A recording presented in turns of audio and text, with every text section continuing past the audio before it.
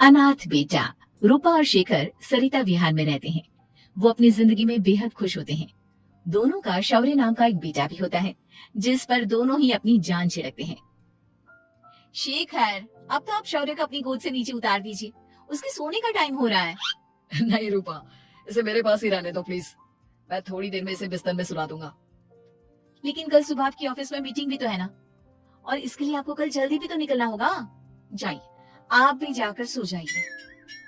क्या यार, अभी तो मेरी गोद में आया था मेरा बेटा और तुम उसे लेकर जा रही हो। बाद में कर लेना अपने बेटे से प्यार, अभी जाकर सो जाइए।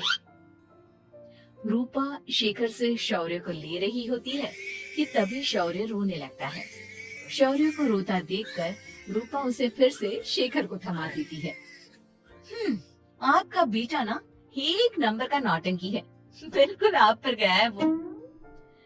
साफ बोलो ना, तुम्हें जलन होती है हम दोनों बाप बेटे का प्यार देखकर। पहले बड़ा तो होने दो तुम शौर्य को, फिर देखना वो सबसे ज्यादा मुझे ही प्यार करेगा। देखते हैं देखते हैं। ऐसे ही दिन बीतते चले जाते हैं और एक दिन कैंसर की बीमारी के चलते रूपा की मौत हो जाती है। अब शौर्य 3 साल का हो चुका होता है, जिसके कारण उसकी दादी शेखर पर दूसरी शादी का दबाव बनाने लगती है। शेखर, शौर्य अभी बहुत छोटा है और उसे इस समय एक माँ के प्यार की बहुत जरूरत है। माँ, मुझे दूसरी शादी नहीं करनी। क्या पता जो दूसरी औरत आएगी वो मेरे बेटे को एक माँ का प्यार दे या ना दे। तो रूपा की छोटी बहन वैशाली से ही शादी क्यों नहीं कर लेता? वो तो शौर्य को एक माँ का प्यार पूरा दे सकती है ना। मैंने कहा ना माँ, मुझे दूसरी शादी नहीं करनी, और अपनी ही पत्नी की बहन से तो हरगिज नहीं। ऊपर से अगर रूपा देख रही होगी तो वो क्या सोचेगी? अपने लिए ना सही, लेकिन तुझे शौर्य के लिए तो शादी करनी ही पड़ेगी ना बेटा। शेखर कुछ कहता उससे पहले ही अंजुमन उसे रूपा की कसम दे देती है, जिसके आगे मजबूर होकर शेखर शादी के लिए हामी भर देता है। देखो वैशाली, मैंने तुमसे शादी सिर्फ अपने बच्चे के लिए की है। मैं चाहता हूँ कि तुम उसे एक माँ का भरपूर प्यार दो। शौर्य, आपके साथ साथ मेरा भी कुछ लगता है। अगर आप मुझसे शादी नहीं भी करते, तब भी मेरा प्यार शौर्य के लिए कभी कम या ज्यादा नहीं होता। शादी के कुछ दिनों बाद ही शेखर की माँ की भी मौत हो जाती है। वैशाली शौर्य को एक माँ से भी बढ़कर प्यार देती है। शौर्य को लेकर वैशाली का यूं निस्वार्थ प्यार देखकर शेखर को भी उससे प्यार हो जाता है और कुछ सालों बाद शेखर और वैशाली का भी लड़का हो जाता है। लेकिन इसके बाद वैशाली का शौर्य को लेकर बर्ताव बदलने लगता है। वैशाली, मैं देख रहा हूँ तुम आजकल शौर्य का जरा भी ध्यान नहीं रख रही हो। मुझे पता नहीं था कि आदित्य के होने के बाद तुम इतना बदल जाओगी। आदित्य मेरा अपना सगा खून है और शौर्य दीदी का, फिर मैं दोनों में अंतर कैसे नहीं करूं? माँ भले ही दोनों के अलग अलग है, लेकिन पिता तो एक है ना। अगर मुझे पहले पता होता कि तुम इतनी जल्दी बदल जाओगी तो मैं कभी तुमसे शादी ही नहीं करता। हाँ, तो किसने कहा था आपसे मुझसे शादी करने के लिए? मैं थोड़ी ना आई थी आपके पास, आपकी माँ ही आई थी मेरे घर आपका रिश्ता लेकर। वैशाली, मुझे तुमसे ऐसी उम्मीद नहीं थी। गुस्से में शेखर अपना पैर पटकता हुआ शौर्य को वहाँ से लेकर चला जाता है। पापा, मम्मा मुझसे प्यार क्यों नहीं करती? क्या मैं उनका सगा बेटा नहीं हूँ, इसलिए मुझसे प्यार नहीं करती? मम्मा नहीं करती तो क्या हुआ बेटा, पापा तो करते हैं ना आपसे प्यार।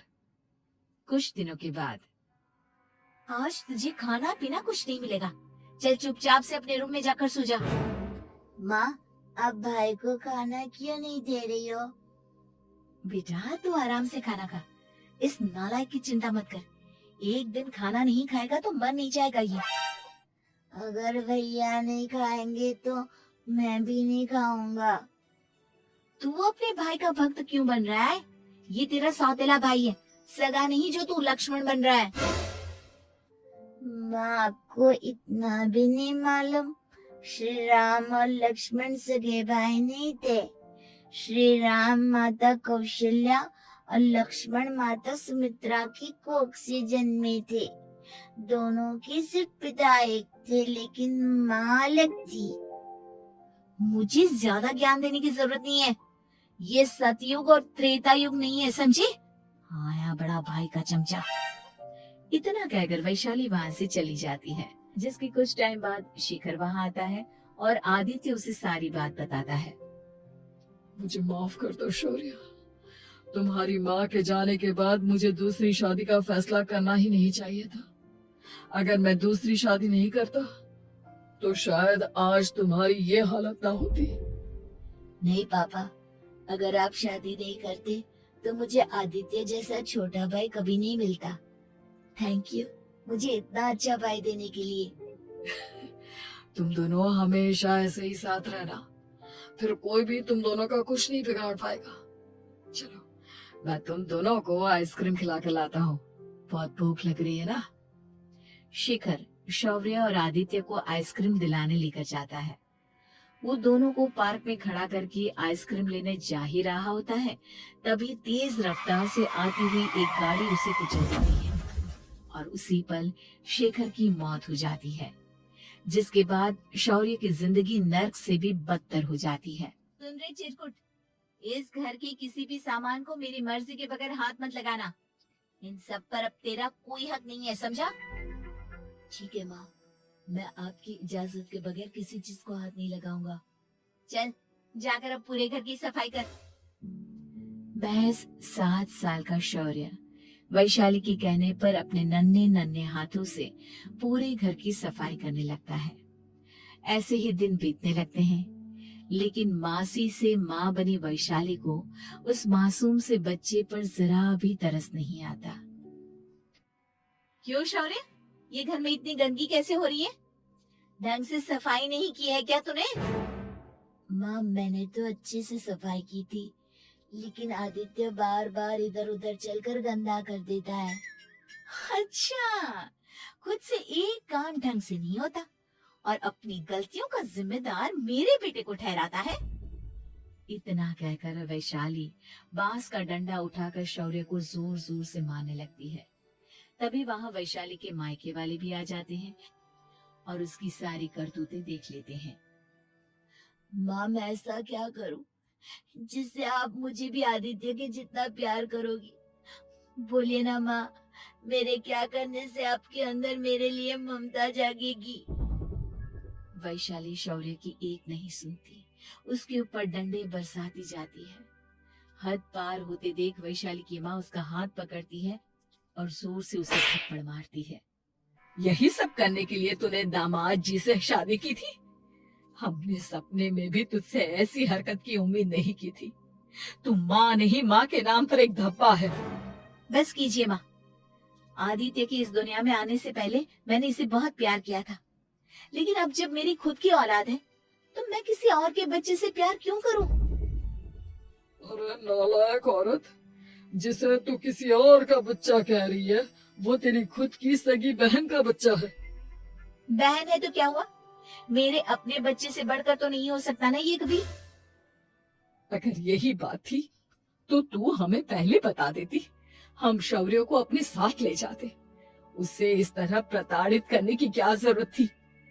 अगर आपको लेकर जाना है ना तो ले जाइए इसे, मैं नहीं रोकूंगी।